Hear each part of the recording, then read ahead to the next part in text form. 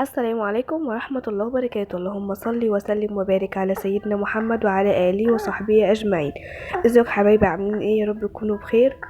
روتيننا النهاردة في الصيام، وربنا يعين كل واحدة وكل أم وكل بنوتة بتقف في المطبخ وبتراعي بيتها ومصالح بيتها وأكل وشرب وأطفال كمان. دي بتبقى حاجة صعبة. الحمد لله، ربنا يعيننا كلنا جميعا. عندي هنا أول حاجة بدأت بيها المواعين. على فكرة الفقرة بتاعت المواعين دي مش بتبقى يعني المواعين توتال اللي انا بغسلها في اليوم، استحالة طبعا، استحالة استحالة. دي بتبقى جزء بسيط. يعني انا عايزه اقول لكم في اليوم ده انا يمكن غاسله 4 مرات غير المره اللي انا صورتها دي. بس طبعا مش كل ما هغسل اصور، لاني عشان ما تملوش انا بجيب بس مقطع بسيط كده ايه من ضمن يوم ان انا غسلت مواعين. يعني من ضمن الحاجات اللي انا عملتها انا غسلت المواعين، فاهميني؟ بس بشكر اي حد جديد بيشترك في القناه، وبتمنى منكم التفاعل مع قناتي واللايك واي كومنت جميل، حتى لو سبتيلي كده ايه قلب جميل او ورده جميله كده منك. تمام. بس دخلت كده قلت ايه بسم الله والله المستعان، ودخلت قلت اغسل ايه شويه المواعين دول. جيت اغسل الصينيه. هنا انا الصينيه دي بجيب عليها عيش. ف كانت يعني العيش بيبقى سخن وكده فبيعمل ردة مع فبتلزق في قلب الصينية. فجيت اغسلها لقيتها بقى ايه يعني ملزقة حاجة بسيطة كده. فقلت كده كده جاي عليها الصابون يعني والمية، هسيبها زي ما هي كده ايه شوية عقبال ما اغسل كام طبقة هلاقيها ايه لانت يعني. وبالفعل عقبال ما غسلت كده حبة حاجات لقيتها هي ايه تمام. غسلتها ايه ورحت شلتها. بس بدأت طبعا شلت المواعين الأول عشان أفضي مكان لاستقبال المواعين الجديد، وفضيت الصفاية برضو عشان تستقبل بقى المواعين بقى والكلام ده. تمام. بس ورجعت بقى ايه قعدت اغسل. النهارده بقى هتعملي ايه؟ النهارده هعمل حاجات كتير قوي.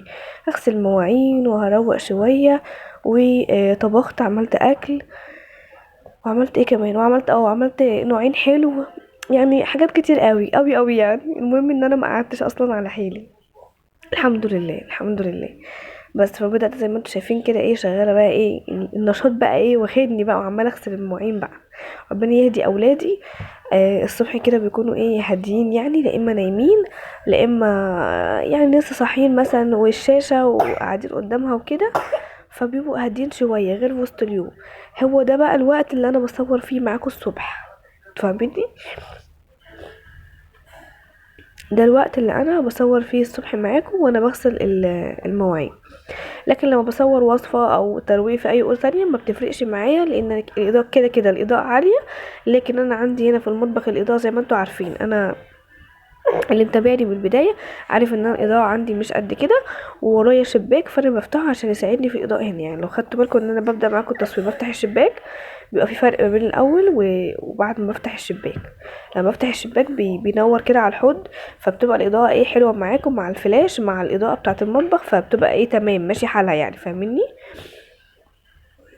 فالحمد لله الحمد لله على كل شيء، وكل سنة وانتم طيبين. يعني النهاردة عايزة اقول لكم 8 رمضان. الشهر ده جري بسرعة. مش عارفة مين اللي حاسس زي كده، بس انا حاسة ان اول شهر يعدي عليا بالسرعة دي. يعني حاسة ان هو خلاص ده اول اسبوع في رمضان خلص. انتوا فاهميني؟ هنخش في التاني، وبعد كده التالت بقى هنبدأ بالكعك والبسكوت وحاجات العيد وترويق العيد وتنظيفات العيد. هوب شهر رمضان خلص. كل سنة وانتم طيبين عشان خاطر العيد. فالحمد لله الحمد لله. انا حسيت ان هو بيجري قوي السنه دي، مش عارفه مين زيي.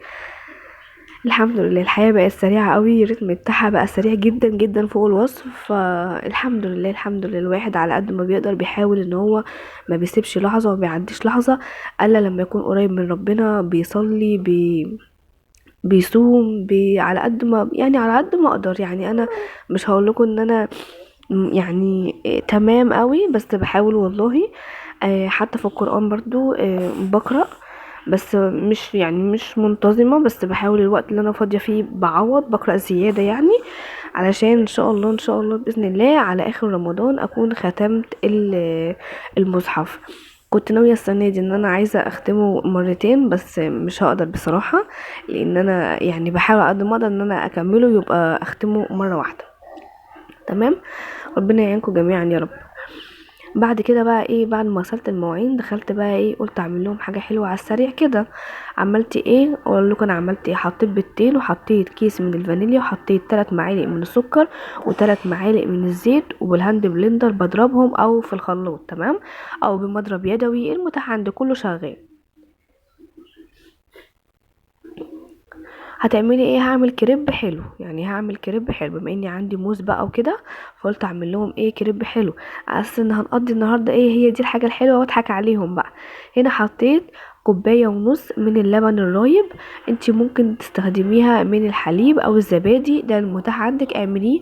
انا عملتها من اللبن الرايب. بعد كده اديتهم ضربه، وبعد كده حطيت كوبايه ونص من الدقيق، ورجعت اضربهم مع بعض. ما حطيتش هنا بيكنج باودر ولا خميره ولا اي حاجه، هنا رشه ملح بس.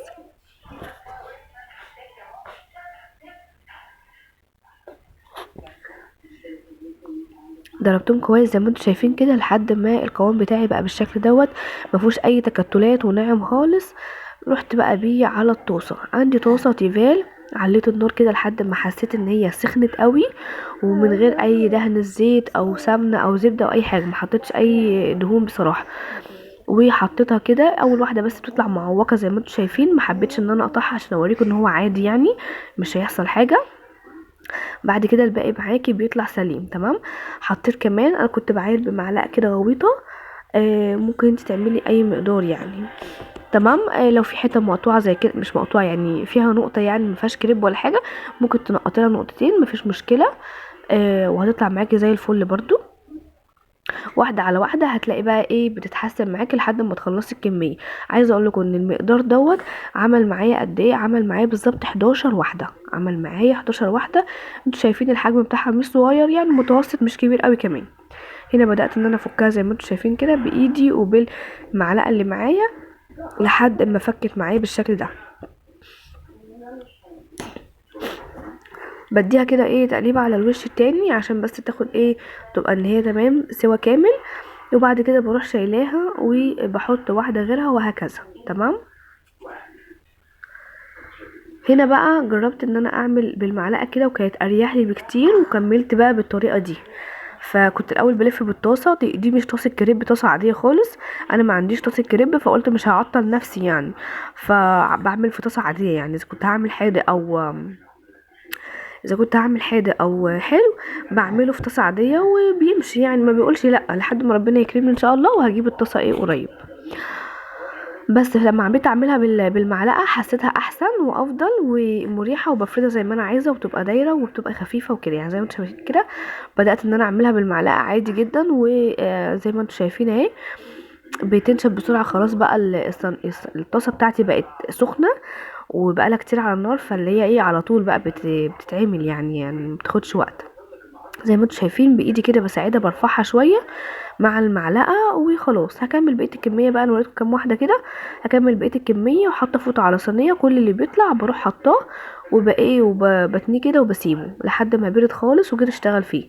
هنا دي الكميه كلها اللي انا بوريها لكم ان ايه عاملين 11 واحده. عندي هنا موز، انا عملت طريقتين يعني. عندي هنا موز قسمتها كده ايه الموزايه كلها بالنص من فوق لتحت، تمام. وحطيت هنا شوكولاته، دي كانت ليا يعني، دي كانت ليا. انا ما بحبش الحاجات مسكره قوي. معلش هو الكاميرا فصلت مره واحده وانا بحسب ان انا بصور. التانية بقى كنت عاملاها ازاي، كنت حاطه شوكولاته كلها كده يعني مليها شوكولاته، واحط عليها الموز. دي كانت لجوزي واولادي هم ما شاء الله، لكن انا ما بحبش الحاجه مسكره قوي بتعب منها. فبحط كده ايه يعني على قد كده حاجه بسيطه بنكهها.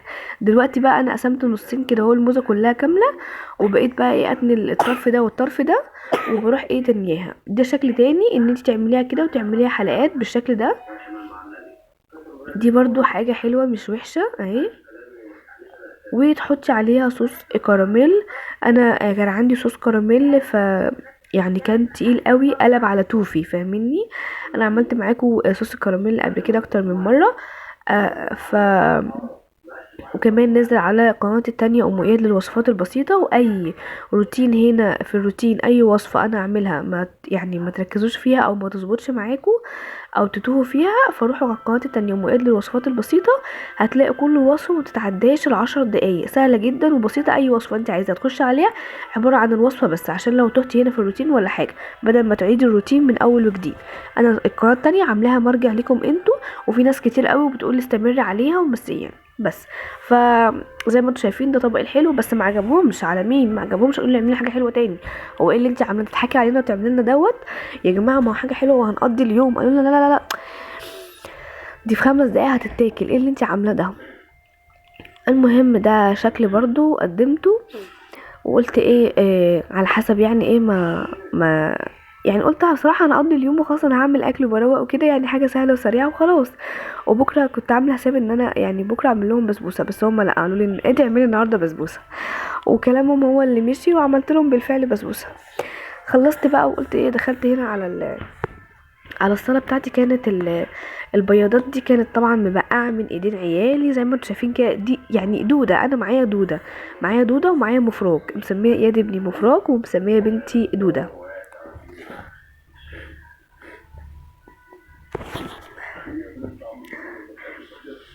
بس كانوا بايظين، يعني مكان ما بقى فيهم اكل بقى وبيدلقوا مش عارف ايه. وانا ايه كان بيساعدني، كان بيشيل البوله دي، قلت له دخلها جوه، قال لي حاضر. وزي ما انتوا شايفين بقى ايه هنا بقى عامه، والتانية بقى بتحط البتاع على وشها وبتلعب وبتخانق هي واياد عشان اياد خدها منها، وهكذا بقى. بس هنا بقى اول ما شفت المخدات جاري على النيش على طول. انا مش عارفه، انا كنت بفكر في ان في العيد ان انا هغير واخلي النيش كده من غير مخده، بس مش عارفه بالشكل اللي انا بشوفه دوت، لما بشيل المخده بتجري على النيش وبتحط ايديها وبتطلع حاجات، فخايفه بصراحه. بس غيرت بقى الناحيه التانية برضه عشان كانت ملزقه وبايظه كده. ورحت بقى ايه حطيت بقى المخدات، مش عاجبهم بقى ان انا برجع المخدات تاني، مش عايزينها بقى، عايزين خلاص يلعبوا بيها. هنا مش عارفه اياد كان بيتخانق كده ورافع هدومه ومبهدل نفسه كده ليه. وانا بصراحه مش كنت مركزه عشان كنت عايزه اخلص، لاني كنت حاطه اللحمه بتسلق على النار، وحاطه كمان فاصوليا بسلقها. كان عندي نص كيلو فاصوليا سلقته كله، وقلت ايه اخد اللي اخده والباقي اشيله في الفريزر، فاهميني؟ اللي هو يبقى معايا بعد كده جاهز. بس فكنت عايزه اخلص بقى الصلاه وكده عشان ايه الحق اجهز الاكل، وكمان الحق اعمل لهم البسبوسه اللي هم عايزينها. بس فقلت بقى ايه اكنسها كده على السريع. هي كده يعتبر شبه ان هي نضيفه قوي عن الايام اللي فاتت اللي بتبقى مبهدله، ان انا يعتبر يوميا بكنسها ومهتميه بيها الحمد لله، عشان اغلبيه الوقت بنقعد فيها دلوقتي اكتر من الاول، بسبب طبعا كل سنه وانتم طيبين رمضان والشاشه والاكل والسحور وكده. غير ان الاول ممكن كنت اقعد في اي اوضه تانية اكل، جوزي ما يبقاش موجود كده يعني.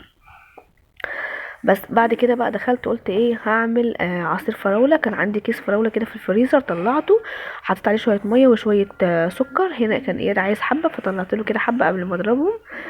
وكمان حطيت عليه كده ايه هنقول نص كوبايه مثلا او كوبايه الا من اللبن الرايب او لبن يعني، علشان اضربهم ايه مع بعض. بس ضربتهم بالهاند بلندر كده، وادي العصير بتاعي جاهز. يبقى انا كده ايه روقت دنيتي، عصير جاهز. عملت لهم الحلو ما عجبهمش، عايزين حلو تاني. والبلح انا كنت فصصه كله ونقعته، فكان موفر عليا بقى، كنت بغرف على طول.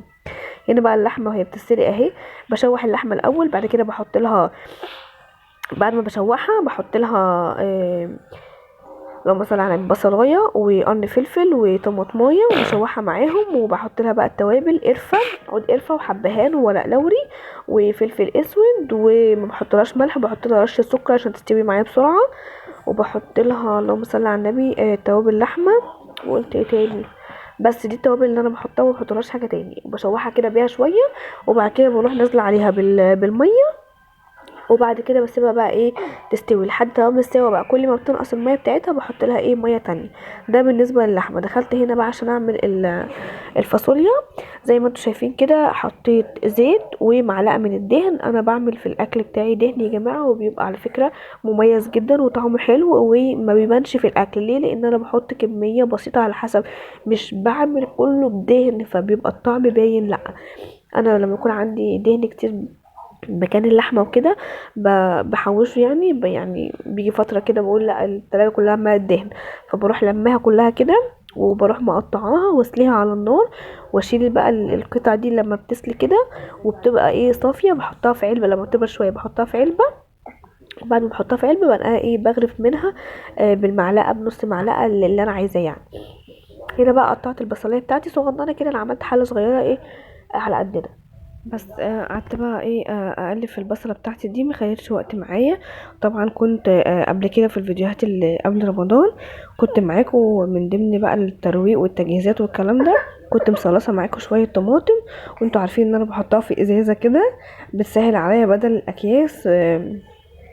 بسحبها كده وبحطها في التلاجة من تحت، بتفك براحتها، واي طبخه فيها طماطم انا بروح ايه يعني بتبقى سهله عليا، ما بتشيلنيش هم. فانا حطيت بقى كده ايه حبه على قد ما انا عايزه. طبعا الصلصه دي هنقول مركزه لان هي تقيله قوي، مش بضيف لها ميه خالص نهائي، فانا بزود بقى ميه، فانت ممكن تزودي ميه او بتحطي شوربه. طبعا انا عندي شوربه لحمه فانا زودت من شوربه اللحمه. هنا انا حطيت معلقه سكر عشان الطماطم، وحطيت عشان الحموضه يعني، وحطيت ملح، وحطيت فلفل اسود، وحطيت توابل اللهم صل على النبي ورق لوري على حبهان مطحون. وهنا بقى الفاصوليا بتاعتي كانت مسلوقه، بدات بقى ان انا ايه احط منها كده واشوف انا الكميه اللي انا عايزاها يعني، فبدات ان انا احط واقلب كده لحد ما اخدت كفايتي خالص، وشلت الباقي، قسمت بقى بقيت نص كيلو على وجبتين. بعد كده ان شاء الله لما اجي اعمل تبقى سهله معايا ومسلوقه، يبقى الموضوع خفيف عليا، فاهمني. هنا بقى كنت بزود من شوربه اللحمه زي ما انتم شايفين اهو، بما ان انا عندي شوربه فبزود شوربه. وكده كده اللحمه اللي اصلا هتستلق انا احطها في قلب الطبيخ يعني، في الفاصوليا والكلام ده بس. فقلبتهم زي ما انتم شايفين كده، واروح بقى ايه مغطياها وسايباها ايه تاخد لها برضو غلوتين كده، الفاصوليا بقى تتشرب وتبقى جميله مع البصله بقى والطماطميه بتاعتي والكلام ده. قلت بقى عقبال ما الفاصوليا تستوي واللحمه على النار تستوي، اعمل لي انا ايه البسبوسه. عملت البسبوسه ازاي هقول لكم دلوقتي. بسبوسه اللي هي الكاروهات، حطيت بيضتين عليهم كيس من الفانيليا، بيضتين عليهم كيس من الفانيليا. بعد كده نزلت بكوبايه من السكر، وبدات اضرب زي ما انتم شايفين كده. لو انتوا تعملوا في الخلاط او مضرب كهرباء عادي فاهميني، مش هياخد معاكم وقت، انا بعمل بمضرب يدوي. ضربتهم لحد ما وصلوا اللون الفاتح ده. بعد كده نزلت بنص كوبايه من الزيت، بنص كوبايه من الزيت، وعليها نص كوبايه من اللبن، ونص كوبايه من الزبادي فاهميني. المفروض نص من كده ونص من كده، لكن انا حطيتها كوبايه كامله من الرايب. تمام، انتوا عارفين ان انا عندي رايب كتير ودايما بستخدم الرايب في كل وصفاتي. بعد ما ضربتهم كويس رحت بقى ايه نزلت بكوبايه من جوز الهند، عليها كوبايتين من السميد، يعني كوبايه من جوز الهند وكوبايتين من السميد، عليهم كيس من البيكنج باودر ورشه ملح. بس دي كل بقى المقادير اللي انا حطيتها. هضربها هنا حاجه بسيطه بس، اللي هي ايه اول ما احس ان هي اختلطت مع بعضيها خلاص بروح موقفه، عشان الجلوتين اللي في قلب السميد البسبوسه ما يعني ما ي... هو ايه هنا انا كنت عملت ايه استنى عشان انا بنسى. هنا بصوا بقى الغلطه اللي انا عملتها، انا قلت ايه المقدار قليل احط في الصينيه الصغيره دي الاول. بعد كده بقى لقيت لا المقدار مش صغير قوي. يعني قلت لا لسه هترتفع معايا والكلام ده، انا مش عايزاها عاليه، انا عايزاها يعني بسبوسه حلو متوسط، ما تبقاش عاليه قوي. فرحت نقلتها بقى من الصينيه دي حطيتها في الصينيه التانية، بس طبعا خلف الكواليس يعني. اللي عملته ايه دهنت الصينيه بزيت، وبعد كده نزلت حطيت بقى عليها الخليط اللي كان في الصينيه التانية، وحطيت كمان الخليط اللي باقي في الطبق بتاعي. وهنا بقى علبه القشطه اللي انا وريتها لكم دي، اي نوع قشطه انتوا بتستخدموه حطيها بقى في قلب كيس، في كيس الحلواني ايا كان. وانا حطيت قصيت الكيس كده، وبدات بقى ان انا اعملها ايه شكل كراهات، يعني ان انا ايه مربعات كده. ال ال اللهم صل على النبي. السيرب بتاعها او الشربات بتاعها عباره عن ايه كوبايه ونص من السكر، عليها كوبايه من الميه، وسبتهم يغلوا. اول ما السكر بتاعي داب حطيت عليها نص ليمونه، اتعقد معايا حاجه بسيطه جدا مش عايزاه يكون تقيل. بعد كده نزلت عليه كيس من الفانيليا وطفيت عليه، وكده السيرب كان جاهز. خدت بقى لون معايا من فوق ومن تحت، واستوت كده حلو وتمام. وده كان شكلها اول ما طلعت على طول سقيتها بالشربات. بعد كده ايه غطيتها وسبتها ايه على جنب. هنا كان خلاص اذان المغرب على وشك يأذن يعني. الحمد لله كنت مخلصه كل حاجه.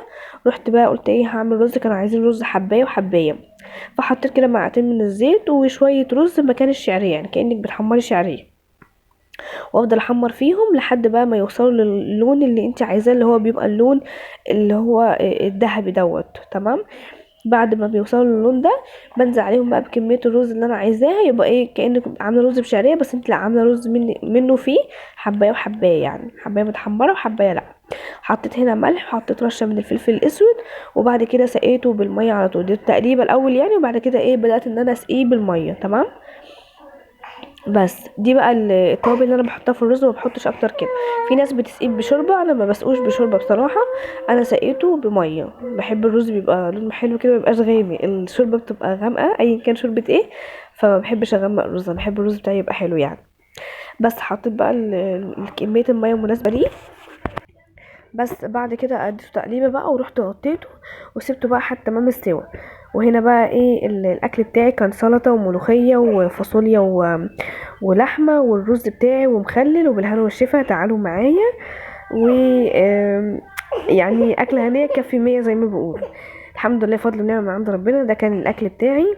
وهنا بقى ايه البسبوسه بتاعتي بعد الفطار طلعتها عايزه اطمن عليها، عايزه ادوق بقى اشوف الدنيا فيها ايه. فرحت بقى ايه قطعتها كده ايه على التقطيعه اللي احنا المفروض عاملينها اللهم صل على النبي، بالقشطه. تمام.